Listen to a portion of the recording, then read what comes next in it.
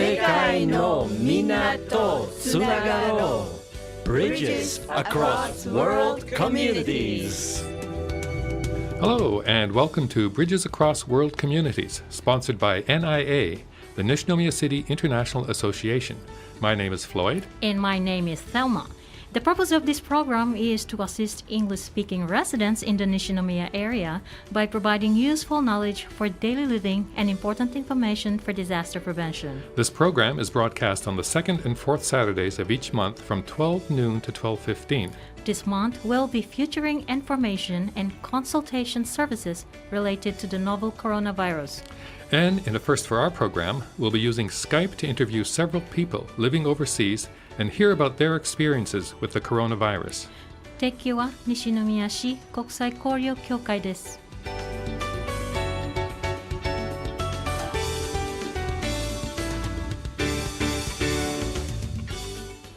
Well, as we all know, the coronavirus continues to spread throughout Japan and the rest of the world. And a lot of people are worried. Is there some place that we can go, Floyd, or call for more information, or we think that we might have the virus? Yeah, if you're in Nishinomiya and you think you might have the coronavirus, or if you've been in contact with someone who might have it, please call the Nishinomiya City Consultation Center. Okay, can you share us their number, please? Of course. Their phone number is 0798-262240, and they're open every day from 8:45 a.m. to 9 p.m. Their number again is 879-262240. And what if you just have some general questions about the virus? Well, if for just general questions, you can call the Nishinomiya Health Center at 0798-350567. They're open every day from 8:45 to 7 p.m. And their number again is 0798-350567. I see. And do they have English-speaking staff? Usually not. So it'd be best, to make the call with someone who speaks Japanese so they can help with the translation. I see. But if you don't speak much Japanese, that's okay too. Just speak English slowly and tell them your name, your country, and your phone number, and they'll have an English-speaking staff member call you back later. Okay, but doesn't NIA have some kind of three-way or three-party translation service you can use, right? Yeah, that's another good option. Okay. The Nishinomiya City International Association has a special number you can use to set up a three-person call. The number is 0798-328674. Now, an English-speaking staff member can put you through to the Japanese consultation desk and assist with communication. Again, NIA's special number for a three-person call is 0798-328674. So I've heard that the government has approved a 100,000 yen coronavirus payout to all residents of Japan, Floyd. Yep. And who's eligible to receive these payments? Well, anyone who is on the basic resident register as of April 27th is eligible.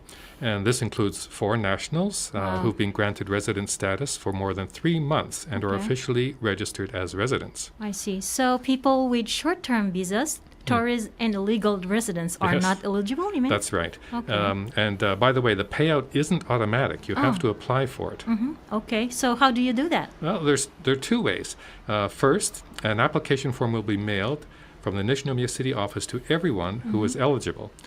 Just fill out the form with your bank information and mail it back with a copy of a valid photo ID, like a driver's license. I see. And what's the second way? You can also apply online if you go through the government website, but only if you have the version of the My Number card with the photo ID on it. Yeah, and I only have the paper version, Floyd, and me too. My Number card. So I guess our family have to go to apply by mail, right? Yes. So isn't it possible to apply in person at a city office? Well, in order to reduce the risk of spreading the coronavirus, in-person applications have been limited to, very special cases only. Of course, so. Now, the other thing to know is that the head of each household will be responsible for applying for everyone in a family, and the funds will be wired to his or her bank account. Also, you should make sure to complete the application process within 3 months. Okay, so when we submit our application and when do we receive the money? Good question. Now, the city has been accepting the online applications since May 1st and will begin sending out the mail-in applications from the end of the month. The first payments should be wired to bank accounts starting by the end of this month. But with around 200,000 households in Nishinomiya, it could take a while to complete the process. I see. Mm-hmm. Now, if you have any other questions, call the city's special payout call center at 0798 353998. Okay, I need to bring up another issue. I'm sorry. So, unfortunately, for some families, more time together at home isn't necessarily a good thing, right? Yes. So, it might lead to increased acts of domestic violence and abuse. So, if you need help, call the Nishinomiya City Spousal Violence Counseling and Support Center at 0798 236011, and the center is open from 9 a.m. to 5:30 p.m. Monday through Friday. And if you know someone who is in Nishinomiya temporarily escaping from domestic abuse and they have not yet been able to change their resident status to Nishinomiya, the support center may be able to help them receive the government payout at their new residence. The number again is 0798 236011. We'd like to welcome our first guest this month, Mark from Sweden. Hi, Lloyd. Nice to be here. Where are you located? If you fly into Stockholm or Gothenburg and drive north 30 kilometers, then you'll be in the forest, which is where I live in. It's quite isolated. Now, did you make any preparations? I was aware that it was a potential serious thing around the beginning of the year, but I have always had months worth of food and water and fuel, and I could last 6 months without going to the store. Did Sweden ever impose a stay-at-home order? Not really. They recommended that we work from home, those that were able to. There's still no rule or regulation preventing you from going into work, but they're strongly recommending if you don't need to, don't come in. At the end of January, it was pretty evident that there were going to be cases. Everybody suspected there were people who had been ill and could have had it. They didn't start mass testing until the end of February. Knowing what you know now, would you have done anything different? Yeah, I would have bought alcohol and more alcohol, both for drinking and for disinfecting, and face masks. I had plenty of toilet paper, so that was never an issue. Sounds like you're really well prepared to ride out this pandemic. Thanks for joining us today, Mark. Bye, Floyd. So joining us now is Jed Schwartz. Hi, Floyd. Can you give us an idea of the location and the size of your town? Sure. Washington's in New Hampshire, which is in the northeastern sector of the United States.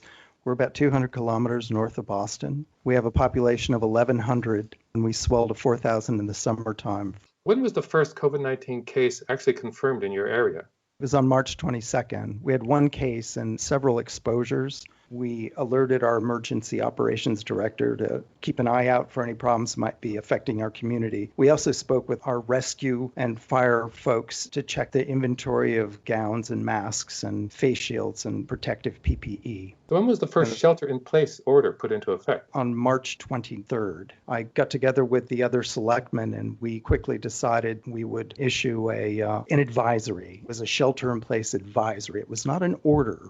It's been scary for all of us. We live in a small community. We don't have the care or the facilities to deal with things like this. Have there been any virus-related deaths? The woman who was our first confirmed case did pass away. Knowing what you know now, would you have done anything different?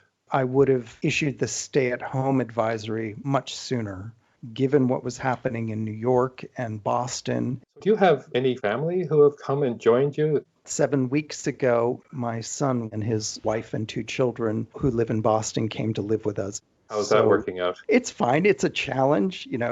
We all love each other, but we're not used to living together for long periods of time. What do you feel is the most important thing that people can do to lessen the spread of the virus? Stay home unless you absolutely need to get something outside. I think the social distancing is actually working.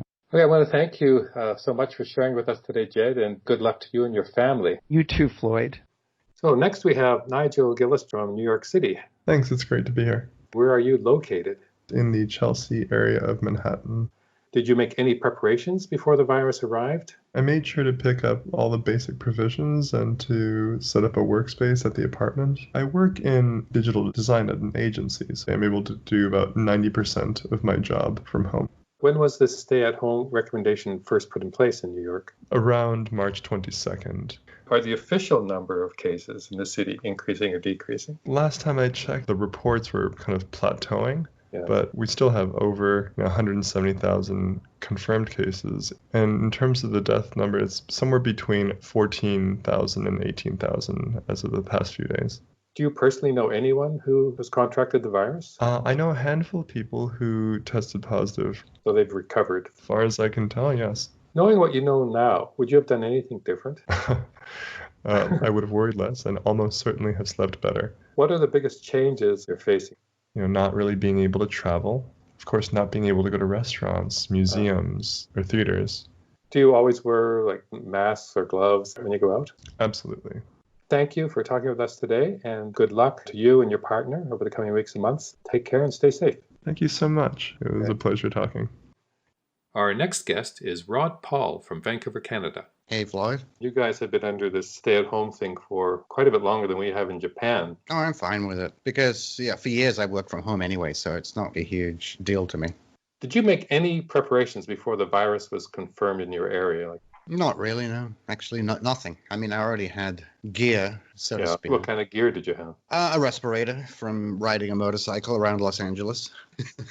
When were the first cases confirmed in Vancouver? It was the end of January. There were one or two. Are the number of cases still increasing, or are you guys kind of over the peak? Actually, I guess it isn't. I think they were hoping that it would be reaching that peak. The numbers aren't declining then? No, they're not. Do you know of any virus-related deaths in your area? No, the local government, I call it a Muppet show. They are not being specific. They've divided the whole province into 5 regions, and they only give results for those regions. It seems to me the whole Pacific region of North America has not been hit anywhere as hard as the East Coast, and I think that's made a big difference. If they were dealing with the same numbers, it would be, pardon the expression, a shit show here. So what's been the biggest challenge for you caused by the pandemic? Stores not accepting cash. Do you have any advice for people here? Yeah, I think it's actually really good that people stay at home. Thank you for joining us, Rod. It was nice talking to you, and good luck over in Japan. So I'd like to welcome our next guest, Carl Frederick from Marin County, California. Hi, thanks, Floyd. Can you give us a better idea of exactly where Marin County is located? Just north of San Francisco, over the Golden Gate Bridge. Did you guys make any preparation before the virus was confirmed in your area? Well, we had N95 masks because of the fires gone through California and created a kind of a smoke issue for us. Yeah. We didn't really stockpile food. We bought a little bit of extra, but nothing special. Do you remember when the first cases were confirmed in your area? First case in our county was on March 8th. And then when did they put in the stay-at-home order? I believe it was March 14th or 15th. What have been your biggest challenges caused by the pandemic? It sounds kind of ridiculous in a way, but it's kind of hard to live at home with your whole family all the time. What do you miss the most? I love my work. I felt like the social aspect of work is really important to me. And so that's one thing I miss quite a lot. So you guys have been going through this for almost 2 months longer than we have. So with your experience, yeah, what should we do? What should we do, Carl? Just to remain as positive as possible, be kind to the people who you live with. Try to make it as easy as possible because this could go on for quite a long time. I think that's really good advice. Stay safe and take care, and good luck to you and your family. Thanks. You too.